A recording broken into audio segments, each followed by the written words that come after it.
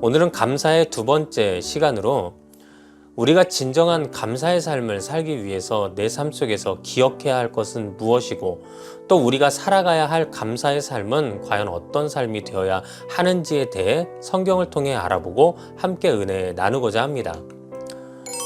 예전에 사역하던 교회에 감사 집사님이라는 별명을 가진 분이 계셨습니다. 그분의 별명이 감사 집사님인 이유는 나이도 적지 않은 할머니 집사님께서 만나는 사람마다 상대의 나이, 직분에 상관없이 머리 숙여 인사하시면서 감사합니다, 감사합니다 이것을 연신 외치셨기 때문입니다.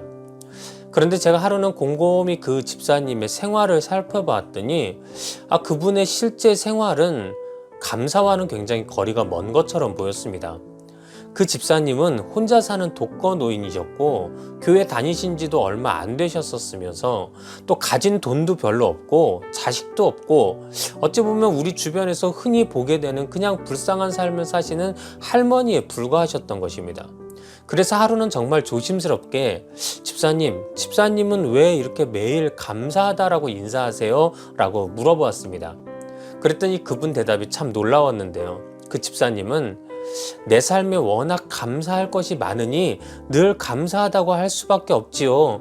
내가 이렇게 늙고 보잘것 없음에도 불구하고 하나님이 날 교회로 불러 구원받게 해주시니 감사하고 이런 부족하고 거추장스러울 수밖에 없는 나를 집사님이라고 불러주면서 함께 예배드려주는 성도들이 있어서 또 감사하고 게다가 난 자식도 없는데 교회에서 뛰어노는 아이들이 날 할머니라고 불러주니 꼭 그 아이들이 내 손자녀들 같아서 또 감사하고 그러다 보니 모든 교회와 성도들 그리고 하나님께 늘 감사할 수밖에 없었습니다 라고 말씀하시는 것입니다. 여러분은 이런 이야기를 들을 때 어떤 생각이 먼저 드시나요?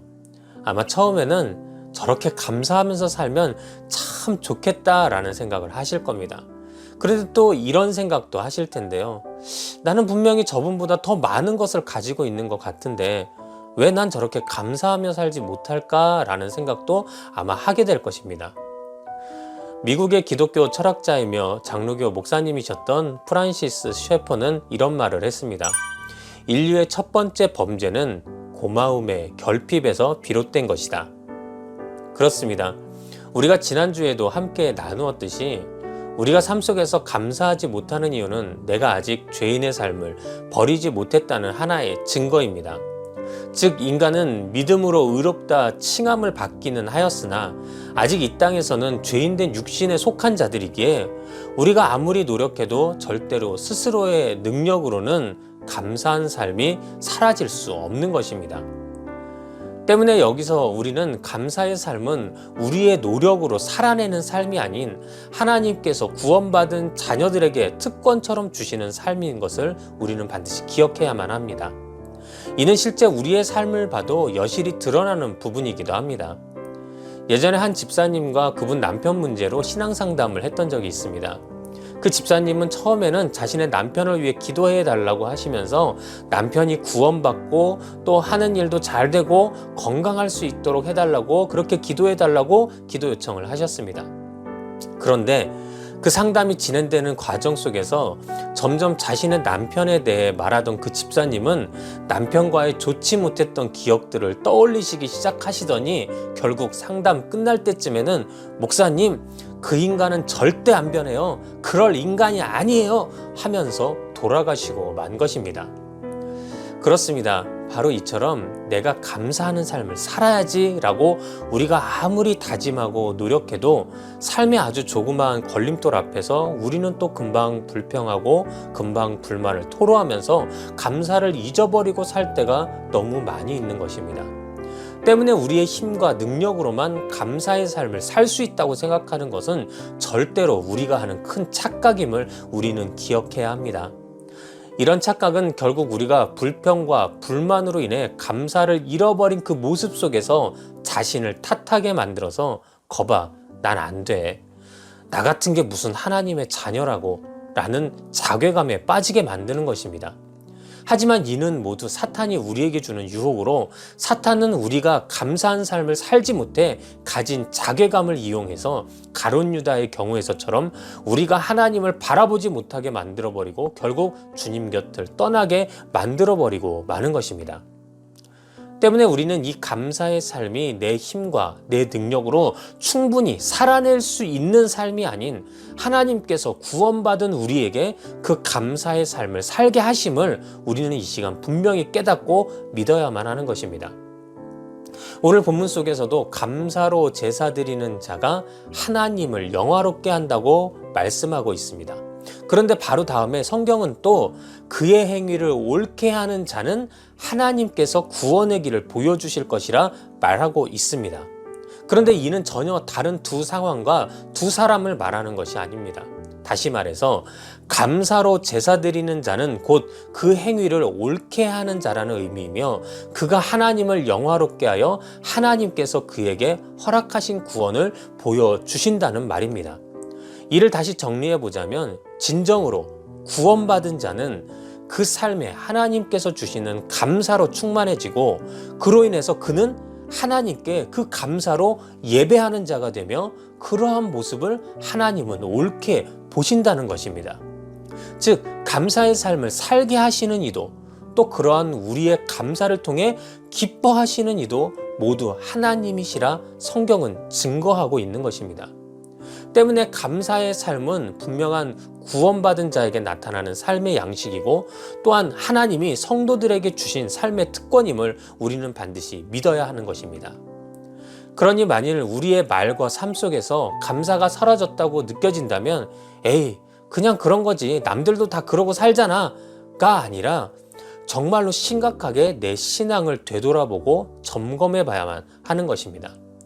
성경 로마서 1장 21절에는 하나님을 알되 하나님을 영화롭게도 아니하며 감사하지도 아니하고 오히려 그 생각이 허망하여지며 미련한 마음이 어두워졌나니 라고 죄악된 인간의 모습을 증거하고 있습니다.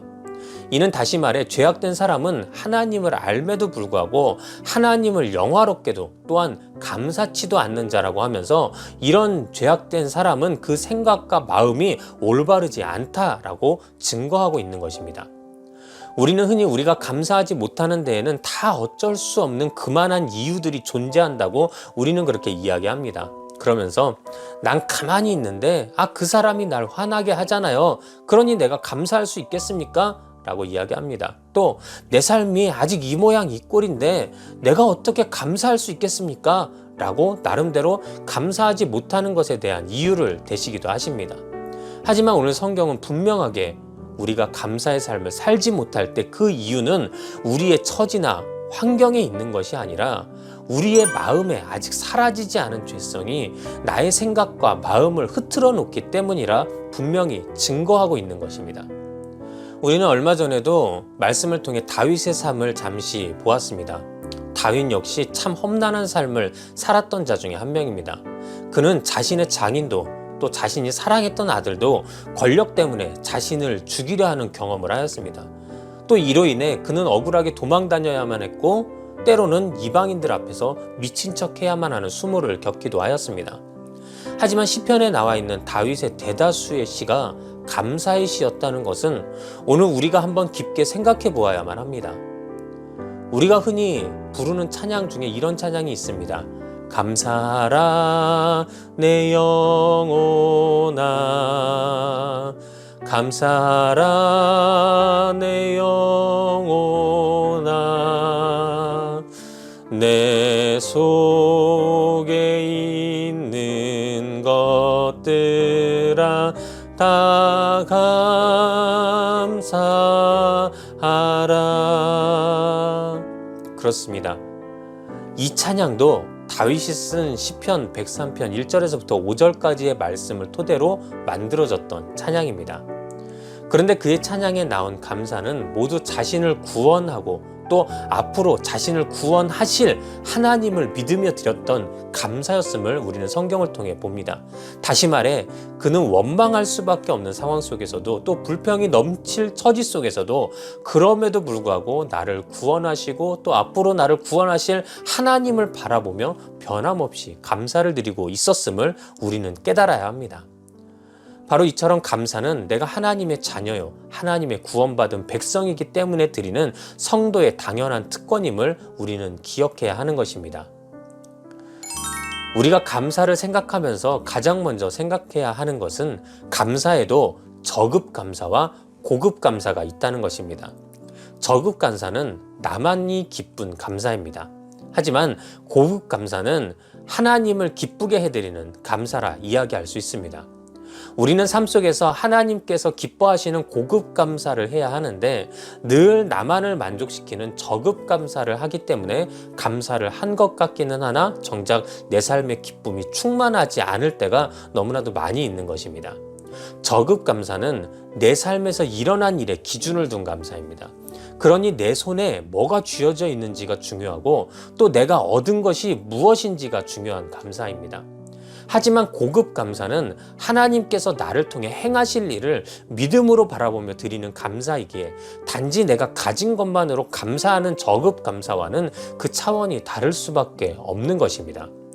마태복음 14장에 보면 우리가 잘 아는 오병이어의 기적이 나옵니다. 이 기적이 일어나기 전에 제자들은 저녁이 되어 모두 배고플 때니 빨리 집에 보내서 밥 먹게 합시다 라고 예수님에게 말씀드립니다. 그런데 예수님은 정작 그들을 보낼 거 없다. 너희가 그들에게 먹을 것을 줘라 라고 말씀하십니다. 그랬더니 제자들은 떡 5개와 물고기 2마리를 예수님께 내놓으면서 우리가 먹을 게 이거밖에 없는데 무슨 이 사람들을 먹이라 하십니까? 라고 또 그렇게 이야기합니다. 그때 예수님이 수천 명의 사람들 앞에 이 떡 5개와 물고기 2마리를 놓고 무엇을 하신 줄 아십니까? 성경 마태복음 14장 19절에는 이렇게 이야기하고 있습니다. 무리를 명하여 잔디 위에 앉히시고 떡 5개와 물고기 2마리를 가지사 하늘을 우러러 축사하시고 떡을 떼어 제자들에게 주시매 제자들이 무리에게 주니 라고 증거합니다. 바로 예수님은 이 오병이어를 놓고 제일 먼저 하셨던 것이 축사였던 것입니다. 여기서 말하는 축사는 원어로 직역하면 좋게 말하다, 찬양하다, 잘되다 라는 뜻으로 이를 통해 이 성경 본문을 다시 한번 우리가 살펴보게 되면 사람들의 눈앞에 보이는 것이 비록 물고기 2마리와 떡 5개 뿐이었지만 예수님은 이를 통해 기적을 베푸실 하나님의 역사하심을 믿고 먼저 감사함으로 하나님께 찬양을 드리셨던 것입니다. 그리고 우리가 잘 알듯이 성경은 이후 하나님께서 그곳에 놀라운 기적을 베푸셔서 수천 명의 사람들이 배불리 먹고 또한 12강줄이나 남게 되었다라고 증거하고 있는 것입니다. 또 이를 잘 보여주는 일이 요한복음 11장에 죽은 나사로가 살아난 사건이었습니다. 나사로가 위급하다는 말을 들은 후 예수님이 그곳에 도착하셨을 때에는 이미 나사로는 죽은 지 나흘이나 지난 상태였습니다. 예수님도 나사로가 죽은 것을 확인하시고는 그의 무덤 앞에서 눈물을 흘리셨습니다. 근데 그 눈물을 본 그 주변에 있던 유대인들이 이렇게 수군거리기 시작합니다. 예수가 소경의 눈은 뜨게 해도 죽은 사람은 살릴 수 없나 봐 라고 말하는 것입니다. 그런데 이때 예수님께서는 무덤의 문을 치우라고 명령하시고는 하나님께 다음과 같이 기도를 하셨습니다. 요한복음 11장 41절에 보니까 돌을 옮겨 놓으니 예수께서 눈을 들어 우러러 보시고 이르시되 아버지여 내 말을 들으신 것을 감사하나이다. 물론 이 기도 후 나사로가 무덤에서 살아나온다고 우리는 성경을 통해 알고 있습니다. 하지만 이를 현장에서 알 리 없었던 당시 주변에 있던 사람들은 예수님의 이 기도에 굉장히 많이 당황했을 것입니다. 왜냐하면 아마 사람들은 이런 기도를 원했을 텐데요. 나사로의 죽음을 애도하고 남겨진 유가족들을 위로하는 기도를 아마 예수님이 하실 것이다 라고 그들은 그렇게 생각했을 것입니다. 하지만 오히려 예수님의 기도는 그런 기도가 아니라 하나님께서 행하실 일에 대해 감사하는 기도였기 때문에 그들은 놀랄 수밖에 없었던 것입니다. 하지만 예수님께서 믿음으로 드린 그 감사의 기도를 통해 하나님은 그곳에 기적을 베푸셨고 결국 나사로는 죽음 가운데서 살아 돌아올 수 있게 되었던 것입니다. 이처럼 성경은 이러한 오병이어와 또 나사로의 부활 같은 기적의 사건들을 통해 우리가 행해야 할 진정한 감사의 모습은 이미 일어난 일, 지금 내 손에 갖게 된 것만을 가지고 드리는 그런 저급 감사가 아니라 앞으로 주님께서 행하실 일을 바라보며 드리는 믿음의 고급 감사여야 한다라고 증거하고 있는 것입니다. 아까도 말했듯이 저급 감사는 내 삶 속에 어떤 일이 일어나야 감사합니다. 그러다 보니 늘 그 감사의 기준이 나에게 있을 수밖에 없습니다.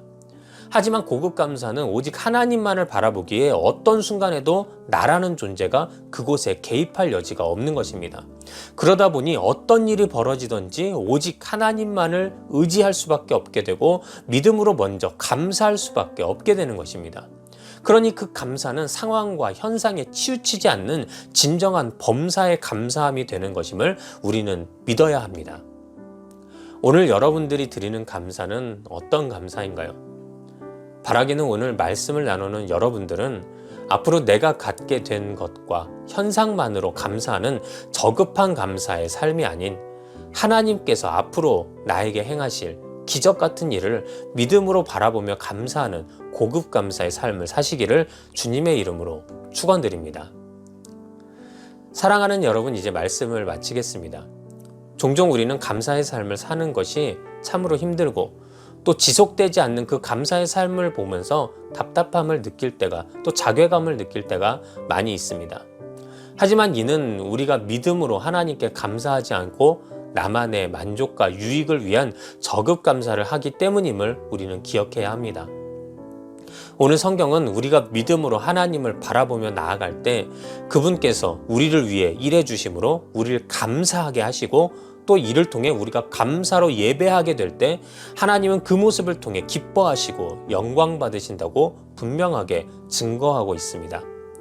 내가 잘 살아서 감사의 삶을 지속적으로 사는 것이 아닙니다. 내 생활이 풍족하고 형통해서 감사가 내 삶에 충만한 것이 아닙니다. 내가 하나님의 구원받은 자녀임을 기억하고 하나님께서 나를 위해 일하심을 믿음으로 바라볼 수 있을 때 바로 그때가 영원하고 진정한 범사에 감사한 삶을 우리가 살 수 있게 되는 때임을 우리는 반드시 기억해야 하는 것입니다.